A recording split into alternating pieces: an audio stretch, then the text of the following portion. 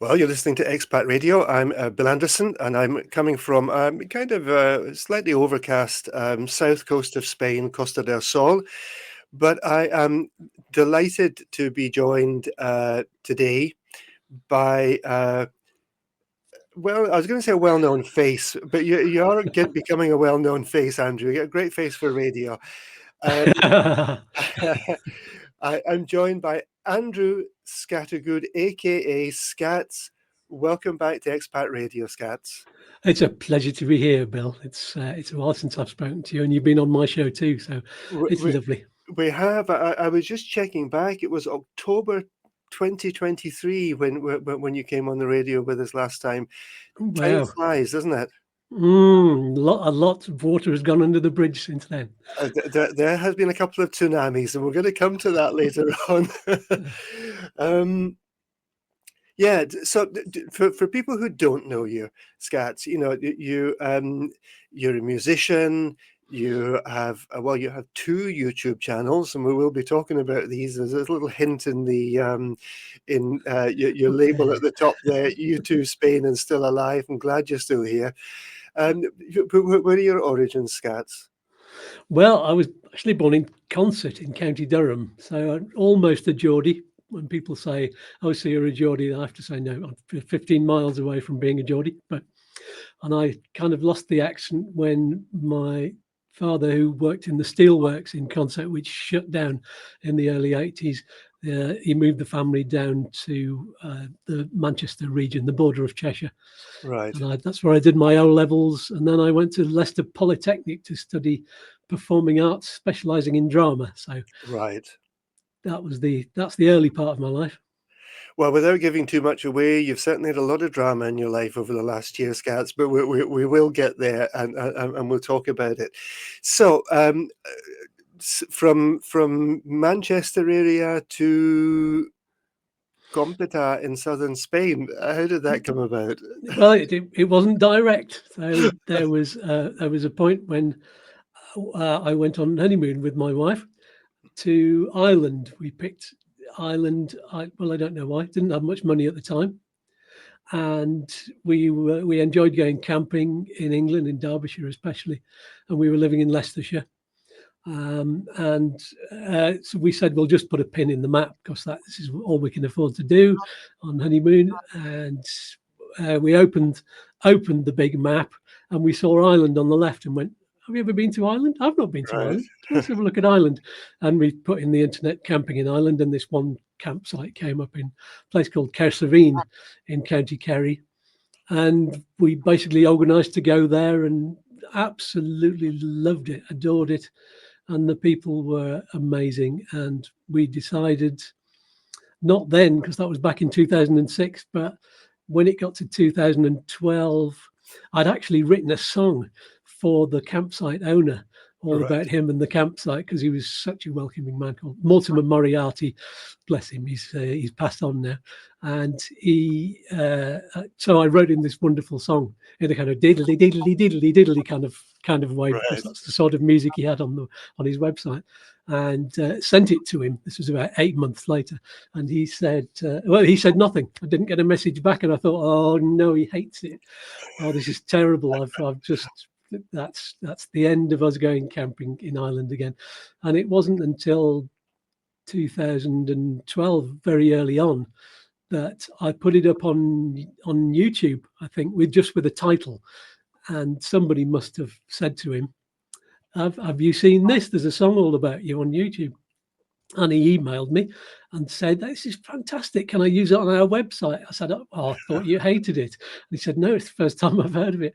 So he said, "If I can use it on my website, then you can come camping here whenever you want, Right. absolutely for free." And we said, well, after the big crash, after the Celtic Tiger had happened in 2008 and onwards, Right.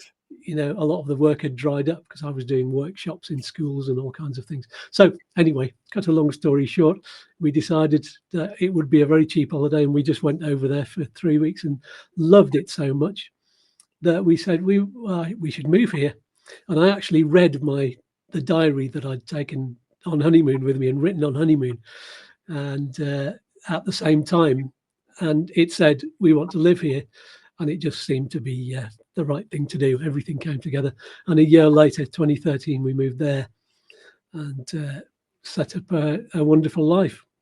But it wasn't until COVID came along and there was this big kind of all kinds of things happening. My father died, and that was a bit of a shock. But there was a bit of inheritance that was due, and so we thought, well, we were going to wait until retirement to go somewhere warm. And the bones were starting to feel a bit rough with all of the damp in Ireland. Yes. So we said, why not? Let's try starting again in Spain, somewhere warm down the south. And the first thing I did was apply for citizenship of Ireland, because knowing that Brexit was happening the following year in 2020, I thought there's no way that they're going to allow us to go on a self-employment visa, because well, I'm a musician, my wife's an aromatherapist. They're never going to accept those as the sorts of occupations that you will be accepted for. So getting citizenship was the thing to do. Right. And so that all happened in 2021. Right. Actually made it happen. And I was already in touch with Chris from Upsticks, and who's been on your show before. And we were already doing some shows together about how to move to Spain. And he helped us, and he's been, well, a gradually better and better and better friend ever since. Yeah, yeah. And why did you choose Compita? I mean, if you can tell people just where Compita is, because probably most people have never heard of it, because it's not sort of, Marbella or Malaga City. Yeah. Well, if you've seen A Place in the Sun a lot, you might have seen Compita. It's been featured quite a number of times now, I think, and it's becoming more famous. And one of the presenters, it's her favourite little town. So it's like if you go east from Malaga along the coast as far as Algarrobo or Torrox, and then head north into the mountains, drive up the mountain road that makes a lot of people very scared. And after about 25 minutes, you get to Compita, and it's a beautiful Pueblo Blanco. That's what they call them, isn't it? Yeah. Gorgeous village of about, well, in the village and out in the campo, I think it's 3,000 people. Right. And a very mixed group as well. I'd say I think it's half Spanish and half everybody else, mostly from Northern Europe. Yes. Scandinavians, German, French, Belgian, and a lot of people from the UK too. Yeah, but I've visited Compita many times. Our friends had a bed and breakfast outside of Compita, but they've actually now sold that and moved on. But I've spent many happy times in Compita. It's a beautiful little village. Well, it's a small town. It feels like a small town rather than a village. You think of village. It does, yeah. If you call it, a town in Ireland is a lot smaller than that. Yeah, well, that's right. But when you say village, you think of sort of, one road with a few houses sort of scattered down each side of the road. And Compita isn't like that at all. It really is like a small town, isn't it? It's very pretty. It is, yes, and it's got those archetypal, very narrow streets, a lot of cobbles, and it's very steep as well. Yes. So to get from our house is kind of at the top and off to one side, but you have to go down some very steep streets to get there, and so coming back out is quite tough. Yes, indeed, and it is. Yeah, our friends had their bed and breakfast outside of Compita, really in the mountains. And the first time we went there was a nightmare, because we're talking about dirt tracks with stones on them. The car wheels were spinning on, and it was a nightmare. Yeah, absolutely. We hear stories about that all the time when Yeah. people have come up for the first time. They're going, I absolutely love the place, but I'm not looking forward to going up and down. But people get used to it after, I don't know, a week, 2 weeks. It didn't Well, take me well, you long. do even after 2 or 3 visits, because you know what you're kind of facing, it's okay. But I mean, they had some hairy moments when they had heavy rain and things, and trying to get out, you know? Ah, mm. And it did last this, only a few months ago. Part of the road from Torrox just collapsed. Oh, And it right, was, and the boulders came down. It was during the heavy rains, right. and it took them a couple of weeks. They couldn't get the local council to fix it. Mhm. They had to bring in the guys from the province to do it, the heavy Right, artillery, if you like. Yeah. yeah. So, you have, Scats, a YouTube well, you have 2 YouTube channels, but the one that, I first found out about was called YouTube Spain. Um, Tell us why you set that up and what kind of things that you deal with there. Well, it kind of started. It was kind of for selfish reasons. I wanted to find out how on earth you get to move to Spain, and uh, didn't want to actually pay a lawyer thousands of euros to find out this information. So Right, I started the YouTube channel up and got in touch with lots and lots of people to get them on the show and explain it to me. And at the same time, it meant I could explain it to everybody else as well who was in a similar yes, position. So that's how it came about.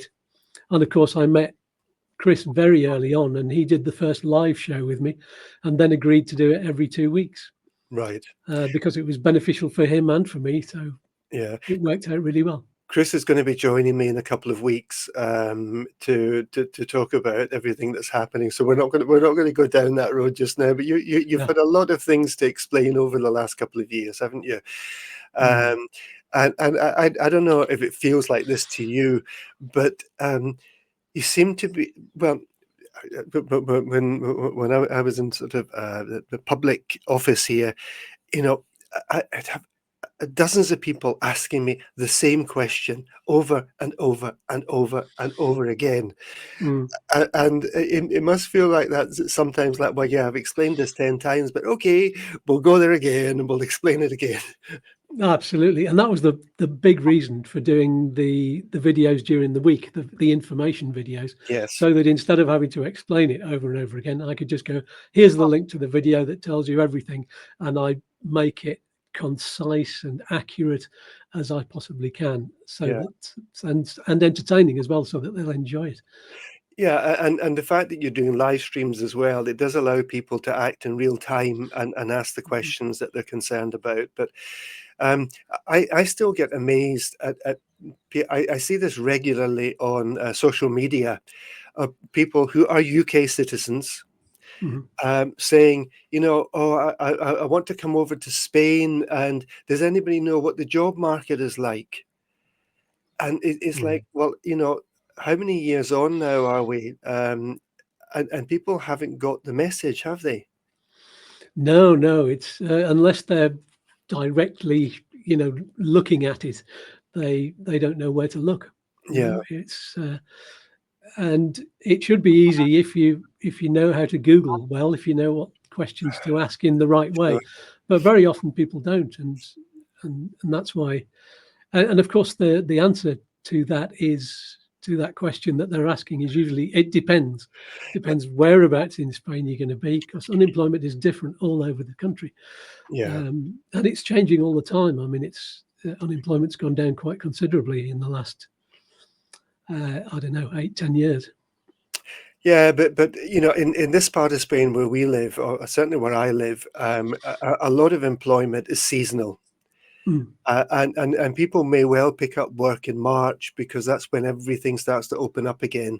Uh, mhm, Certainly, all of the beach bars and you know perhaps shall I say the more touristy places, you know, kick open again, and mhm. then by October, November, they're very often being laid off, and you know, I think what a lot of Brits haven't really quite grasped yet is that, you know, we can no longer just turn up in Spain, nip down to the sort of local bar and say, "Gives a job." Mm. Yeah, that used to be so easy, and it should be easy for somebody like me who's got an Irish passport. Yeah. But I would say regulations have closed up a lot. Yes. Food and house prices are more than they were 10 years ago, and they're rising at a rate that's greater than inflation. So it's definitely more difficult. You Yeah. need to have a lot more planning, and you do need to have a lot more money, certainly. And since Brexit, of course, that's multiplied by 4 times because you need extra money and you need to have guarantee that you can last here for 5 years without working on the Yes. non-lucrative visa Yeah. before you can earn any money. So Yeah. it's much more difficult. Yeah, it's kind of sad in some ways. I'm not going to make statements about Brexit because it is what it is. Mm. But I grew up during a period where I went in my late teens. I went to Germany to work. There was no problem. Um, Mm. I started coming to Spain in the 1995. I think we bought our first apartment here. And the idea of just sort of jumping on a plane, 3 hours, you're in Spain, and nobody was looking at the clock, how many days you'd been here. And Yeah. okay, in those days I wasn't looking to work, but when I did move over in 2002, it's like, yeah, here I am, guys, I'm available to work. And it's kind of sad to say, without going into the pros and cons of Brexit, it's kind of sad that that's been kind of lost to people, and Mm. and perhaps kind of dulled down their dreams a little bit of living in the sun and doing whatever they do down here. Yeah, absolutely.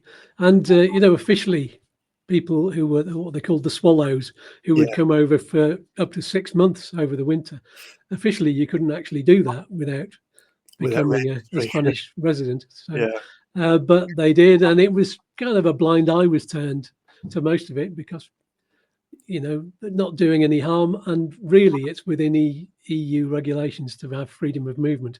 You're sure, only kind of breaking the Spanish rules by not doing that, but it was only the illegals that they were trying to get rid of, right. people who Yeah, were breaking the law. yeah. So, Scats, making a living down here, and I'm going to take this last year of your life out for a moment because you have had some, shall we say, fairly challenging health issues, which has Mm. obviously affected your ability to work. But in general, I guess you're self-employed, yeah, Yeah, came over, and my wife and I both self-employed, yeah, and yeah, we had to get into that really, really quickly. As I say, I had an inheritance, which fortunately was enough to tide us over for 2 years because they say it takes 2 years before a business makes a profit, and we had two of yes, them, so we dived into it. And YouTube channels, it takes a lot longer before you make a profit. yes, Even now, I'm earning less than €100 a month from advertising revenue, right, and I'm the only way to get more is to get sponsorship and affiliations and things like that.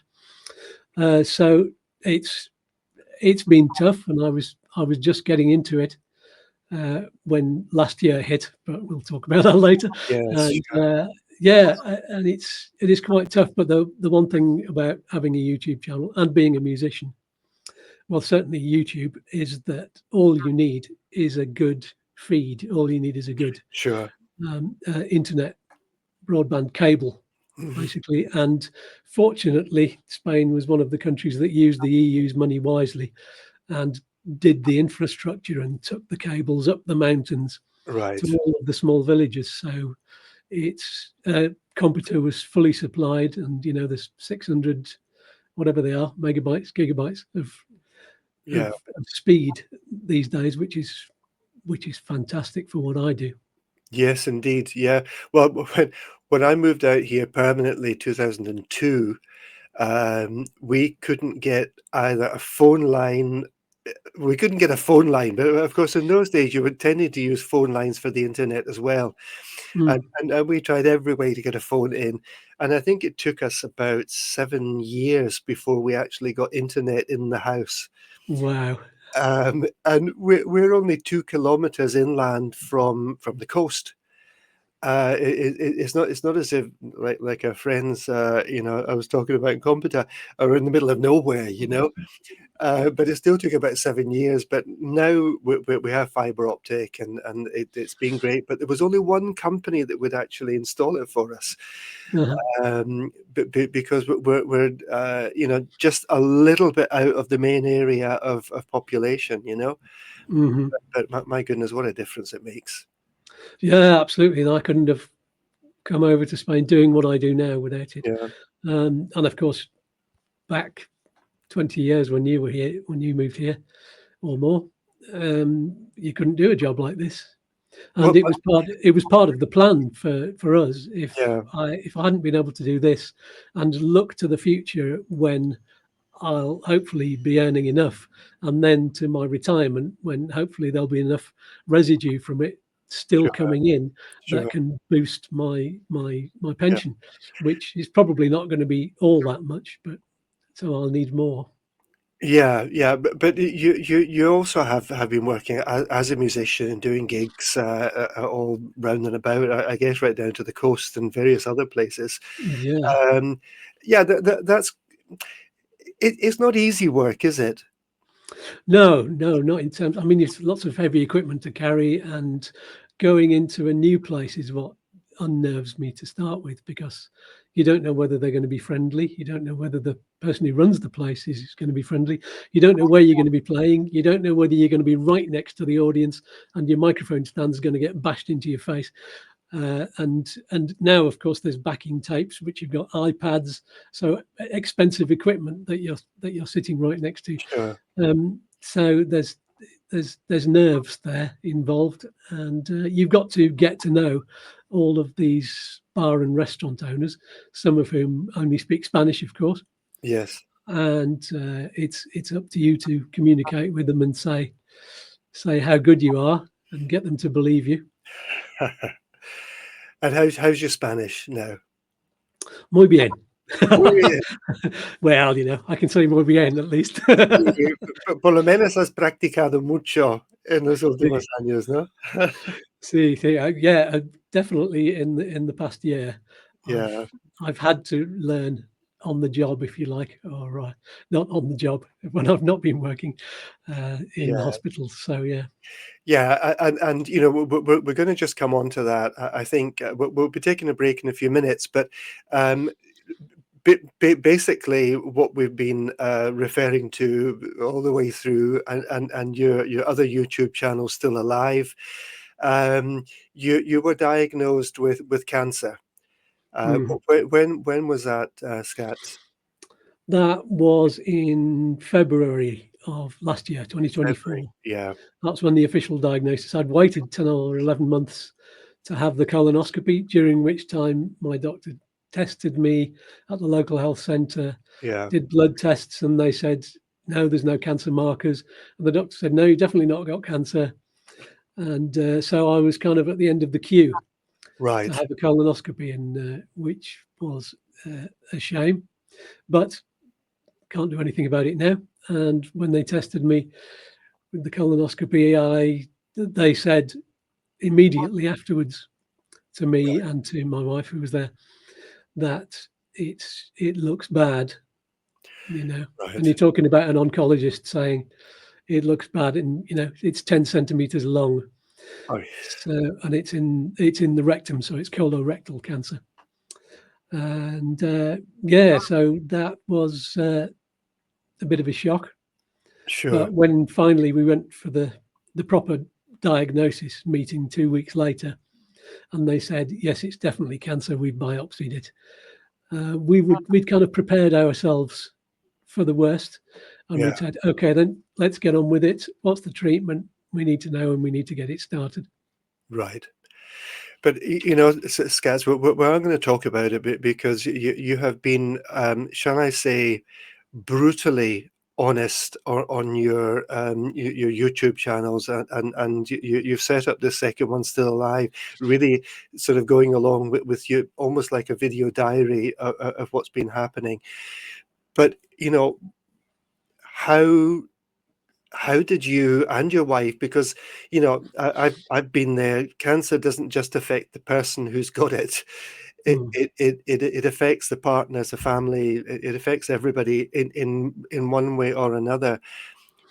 What was going through your mind when you got the diagnosis? Well, I'm quite a practical person as well. I don't like to let the emotion take me over, even though I'm a performing artist and a performer. Sure.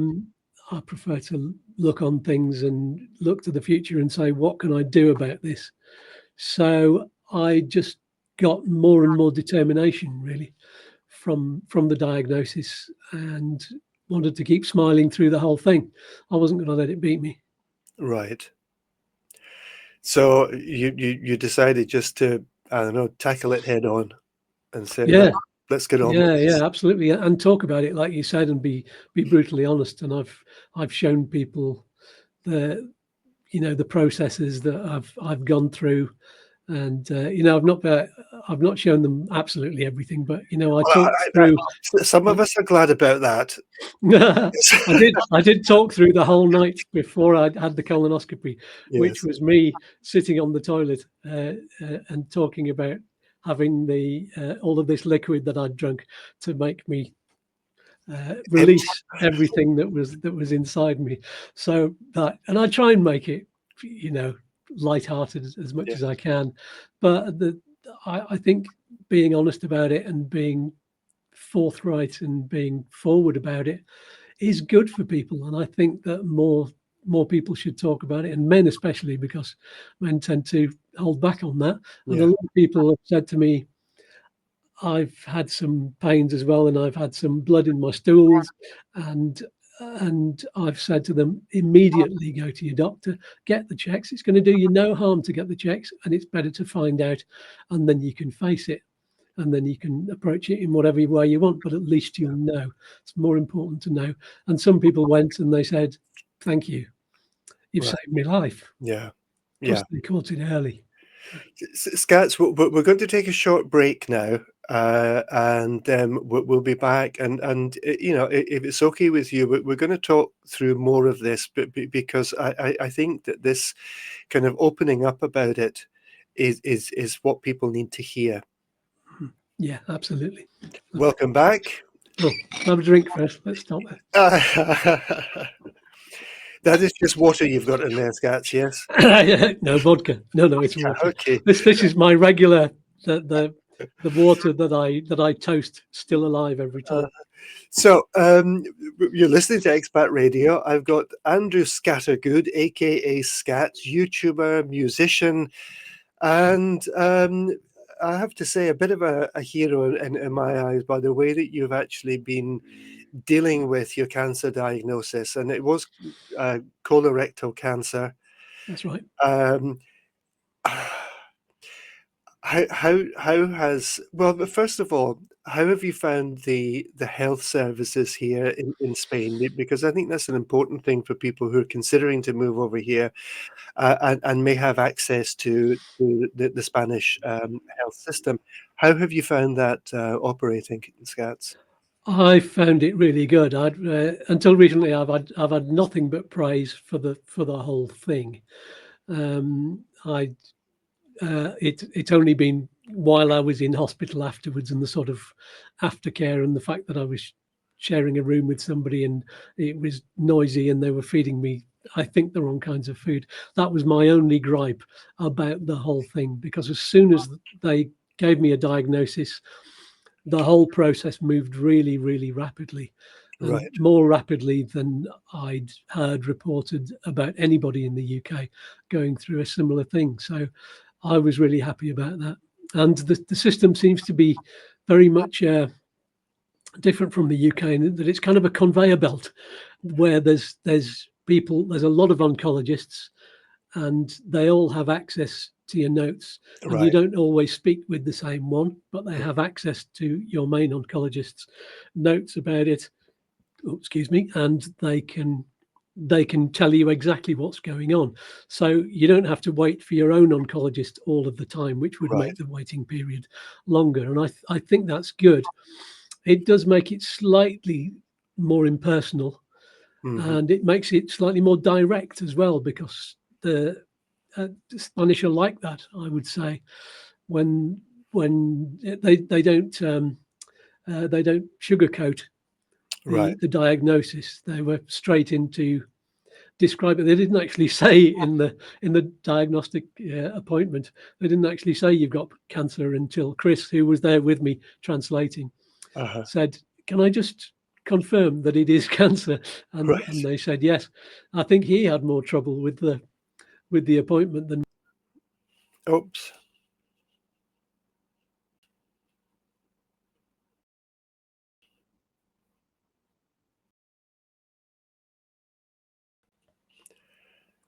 You're back. I'm back. Yes, I was still talking. Yes, yeah, I disappeared. you were saying that Chris probably had more problem with it. Yeah, because you know, you're translating for somebody, and I know that he knew me quite well, but it must have been really difficult for him Yeah, to translate that. Yes, you've got cancer, because yeah. he's not a doctor. He's not used to giving that kind of news. And you Um, wouldn't normally give that kind of news to a friend. no, No. no, not at all. So yeah, he's my hero. You Yeah. say I'm your hero, well, he's mine, definitely. Well, I know Chris reasonably well, obviously not as well as you do, but you know, he really has stuck by you through thick and thin throughout all of this. And Mm. you know, Scats, I know that you've made real efforts to learn Spanish, and I guess that on a day-to-day basis, you probably get on reasonably well now with Yeah, Spanish. I don't have to do much more than be in shops and restaurants and bars. Yeah, I'm very rarely in situations where I need where there's nobody else who speaks English, yeah, except in hospital. but you know, this is something that people don't necessarily think about. You know, and I'm thinking about maybe people who retire out to Spain. Mm, And, you know, they retire out here probably because they're fit and well and still mm, relatively young, mm, you know, but seeing a lot of years ahead of them. And yeah, a lot of them try to get bits and pieces of Spanish, and they'll go mm, to their classes and then not practice it for a week, and then go back to their classes and not practice it for a week. But what they don't take on board is, you know, one of these days they might get sick. mm, And you know, I know that there are doctors and nurses that speak some English, but they're not obliged to. no. And I can understand that they may be nervous about it. If their English isn't great, they may be a bit nervous that they give you either the wrong information or don't express it well, or you know, they're obviously far more comfortable telling you what's happening in their own language. Of course. And you know, these kind of complex situations with doctors, and we're talking about serious illness here. I don't think people take that on board. You know, you've been very fortunate to have someone like Chris, who is, you know, very fluent, Mm, and because of his work, I think very flexible in terms of being able to come with you to appointments. But mhm. I don't think people take this on board, those Scats. No, it's unfortunate, and it is very difficult if you're in the position, if you're not in the position of having a situation where you've got lots of Spanish people around you Yes, all of the time. So most people from the UK don't need to speak very much Spanish. They just need to get by in the yes, bars and restaurants. And a lot of people who work in the bars and restaurants in the tourist areas can speak several languages, you know. So you're right. It's not until they find themselves in a situation, and it's normally a health situation, yeah, where they have no idea what's going on. And I found it difficult when I first went into the hospitals. I've had the whole range of expression from people immediately, when I say, sorry, my Spanish isn't very good, just kind of completely blocking off and walking away in a huff. Right. To people who've tried their hardest, who can't speak English very well, and have said, I will try, and it's very broken up English, but I then try in my broken Spanish to be understood, and we get by, and because we're both trying, we get a lot more respect for each other. Yeah. But it's also not just about understanding what they are saying to you. First of all, there's the enormous levels of stress that you're feeling in that situation. And when you're under a lot of stress, your brain isn't necessarily functioning at its most fluid. No. And secondly, it's about asking the questions that you want to have answered. And these are not questions like, do you want milk in your coffee or not? Now, I'll give you an example. I said, because I've got a stoma as part of the operation, I was given a stoma to give my arse a rest, basically. It's the only way I can say it. And I'd said to the stoma nurse, I've got a hairy belly, and I'd said to her, can I shave? I used the word shave around it, so that the sticky stuff that holds the bag on, that I'm not pulling off the hairs all of the time, which is the painful part. And she said, no, you can't shave it. And shave was the wrong word, because I've got kind of this body hair trimmer. All right, yeah. And I should have said to Chris the word trim. I've got a trimmer, that would have been better. And she might have said, oh yeah, you can use that, because she then was starting to attack it with scissors, and some of the time she was pulling it out, just like the hairdresser used to do, and blunt scissors, that kind of action. The scissors were sharp, but she was doing it with that kind of pulling action, and that wasn't good. And of course, it looks like that it could be painful. In actual fact, there are no nerve endings in the thing that's sticking out of you.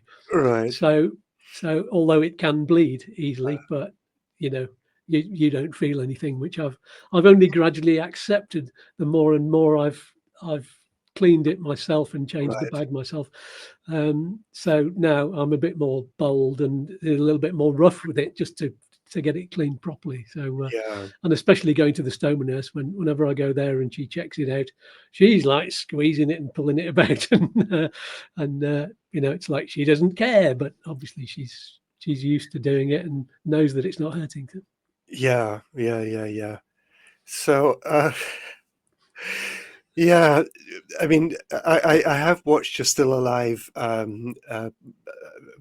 YouTube programs, and you really have you've left very little to the imagination, Skatz. Yeah, that was the whole point of it, really. You've got to face your life and face death as well. And I don't see the point in facing it with panic or fear, because I'm not a religious person. I don't believe that death itself is going to hurt. It's just going to be, the end of me. It's the dying part is, might, but the actual what happens afterwards is not a problem for me. And I've been listening to Ricky Gervais a lot, and a lot of other people who speak along the same lines. And I'm very much in agreement with them that, I was here for getting on for 14 billion years before I was born, and I'm going to feel exactly the way I felt then, which is nothing. So anyway, I have the same kind of attitude to everything about it, really. You've got to smile through it. We only have one life. And I've accepted. I mean, I used to think that I was 25 for a long time, but it's only really been in the last 2 years when I've finally faced up to mortality, and it's changed me a lot. You have touched 40 now, Skatz, so I've touched it and very quickly left it behind. I had my 60th birthday last year, and I Well, missed most of it because Yeah, because I was just recovering from the operation, yeah, So, and I've gone through radiotherapy and chemotherapy and all of the tough part of it. And once the treatment was over, I felt a lot better, and the operation was a lot easier to go through. The initial recovery from it uh, was tough, and I didn't like being shut away in the hospital for a week, but mm. you just have to live through it. The other thing, and I don't want to get too personal here, Scats, but I think it's worth people knowing that, Spain is not particularly a nanny state, is it? No, no. How tough has it been for you and your wife just surviving, I don't know, day to day without you being able to work, and even though she would be able to work, there have been a lot of hospital appointments, a lot of things that she would be going to with you, which obviously eats into the time that you have to work. Uh, Mm. how have you managed? Well, one of the things that we're very fortunate with is that when when I publicised it to the community here, there were lots of very, very helpful people who said, "We'll give you a lift to your appointments." Right, And so a lot of the appointments were in Malaga, most of them. And that was extremely helpful. That meant that Liz at least could carry on right, working. Of course, mentally for her, it was very, very difficult to see me going off. She wanted to be there and support me at every single appointment, but she couldn't, and purely for financial reasons. And also, some of the community got behind it and suggested a fundraiser, which they did, and there was a GoFundMe started up yeah, to take donations, and a lot of the people from U2 Spain uh, were instrumental in making donations, really, and I have to thank them yeah, for that kind of support. Really, at least 2/3 of the money that was raised was from people who'd been helped over to Spain yeah, by watching my channel. So, and that was lovely to see. And I was getting messages, positive messages. This helped me mentally as well from people saying, "I had cancer 20 years ago. I got through it, and I'm still here." sure, Or I'm going through it now. Stick with it. All of these fantastic positive messages, which I think I'm going to try and publish in a book one day yeah, to pass on to other people. But yeah, yeah, so not being able to do gigs, that affected me because I love doing it. I love entertaining. I love right, getting out there, and I love singing in front of people. And I couldn't do it. And that was it was a significant part of my income, as I say, the YouTube stuff. I carried on doing the YouTube channels because a lot of it is sitting down like this. sure, I couldn't do the videos where I was going out and about a lot. So that kind of diminished the revenue. It diminished uh, the figures of the number of people I was getting watching and the subscribers. So that kind of put a dampener on the whole year.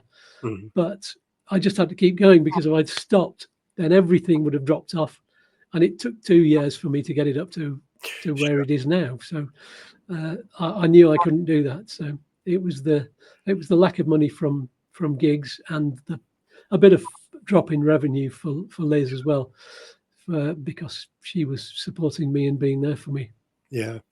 So setting up your video diaries and the Still Alive YouTube channel, Mm. what was that? I mean, I don't think for a moment this is about how do I get more money in. Was this a therapeutic thing for you? Um, Still Alive in yeah, particular, yeah. Oh, absolutely, yeah. It's not it's not monetized, that channel, because it's not got enough subscribers and watch time. So, I mean, eventually, I hope that people will start watching and they can bring in a little bit of revenue, really. But right, the reason for doing it was to take it away from the U2 Spain channel, which I wanted to be just about moving to Spain and living here. right, And there are people, subscribers of U2 Spain, that didn't necessarily want to know about my personal health story. right, So sure. I said, let's just remove that, put it So, on a separate channel, yeah, and and that'll be for the people who wanted to know about that. So yeah, it was just a separation thing. It just means that I've got about a third more of the workload than I had before, because even though it's not an earner, I still have to, write a script for the videos, because I like working to script, although I am determined this year to take it to the next level. And I've got better at talking to camera now. Right. And it takes less time, as you know yourself, to put together a video if you're just improvising in front of a camera with a few notes in front of you, Yeah, sure. than actually writing a script, because it takes me a day or two to write what I think is a really, really tight script that gets to the gist of the information, and also put some comedy into it and that kind of thing. So Yeah, yes, but because you have these alter egos who are having conversations with you, and putting all that together, and then obviously the filming of it all, and then editing it all. It's very time consuming. it is, yeah. I found that more and more now. I've got rid of some of the characters. I'm using them less and less for the information videos, because, for example, this Wednesday's one, I just did it with just me, and it's so much easier to Yes, edit, because you just cut out the gaps in between what you're saying, really, and sure. make it really, really tight. That's a lot easier, a lot quicker. But I do miss these characters. I've got various, I've got a northern character who initially he was my first, Walter, and he's a little bit.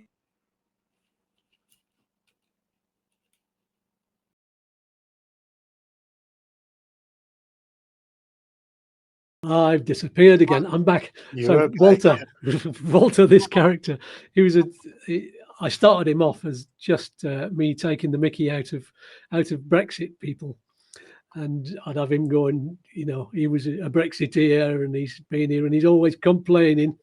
Yeah. And eventually I thought, he's actually too nice a character, and it feels like I'm mocking the afflicted, So, and so what I did was I turned him into the guy who asked the questions, and he was, sounded a bit simple, but actually he was quite knowledgeable and he was very friendly, and it's a Right. very friendly voice to do it in. And I introduced another character called Tommy, who was a Cockney voice like this, and he was sitting in a bar and he would complain about everything and Brexit and all that. Uh-huh. So I just gradually got more of these characters and brought them in. And on Still Alive, I actually created a character for my tumour called Yes. Freddie, and Freddie would be, to start with, he'd be having a go at me all of the time, and then eventually, as it got towards the end, when I knew he was going to be cut out, he was getting more and more afraid, and he turned into much more of a human character, Mhm. and a much more sympathetic character, really. And it was a very sad episode when I was going in for the operation, and he was saying, "I don't want to go," Well, which was. but you were quite happy to see the back of him. Yeah, in a lot of ways. Yeah. I did actually bring him back briefly afterwards, and he appeared. He just kept appearing a little, saying little comments, and me going, "What was that?" And then coming back, and whether it's kind of still a voice in my head or Scat- something. I didn't tell Scats, the audience what it was like. I'm really sorry, but our time is up. Oh no. And can I just say, well, it's great to catch up with you, You and too. I really appreciate you being so open and frank, because I think what you've been going through is not unique, and I think for people who perhaps are facing this, you're giving them a bit of courage to tackle it head on. Yes, absolutely. And if one of them wants to get in touch with me and get some support for it, I will pass on the support that I've had from lots of other people as well. So feel free. And yes, you can catch me on Still Alive, which I think is Skatz Still Alive if you want to Right. search for it, or on YouTube Spain, of course. There's a lot of ways of getting in touch with me. Scats, thank you so much. Absolute pleasure to speak to you again. You And too. people need to tune in on Friday night. Yes, Still Alive. absolutely. Yeah. the big news, because I was with my surgeon on Monday, Yeah. telling me whether I had any cancer left in me, and went through the whole situation with me. Yeah. So, yeah, I need to tell that news, and it's happening this evening, Friday evening at 6 o'clock on Still Alive. Right. Scats, thank you so much. You take care. And thanks to everyone who's been listening in today. And in a couple of weeks, we will have Scats's friend Chris Goodacre, joining us, talking about all the changes in moving to Spain. Wonderful. Great weekend. Lovely to speak to you, Bill. And you, Scats. Bye for now.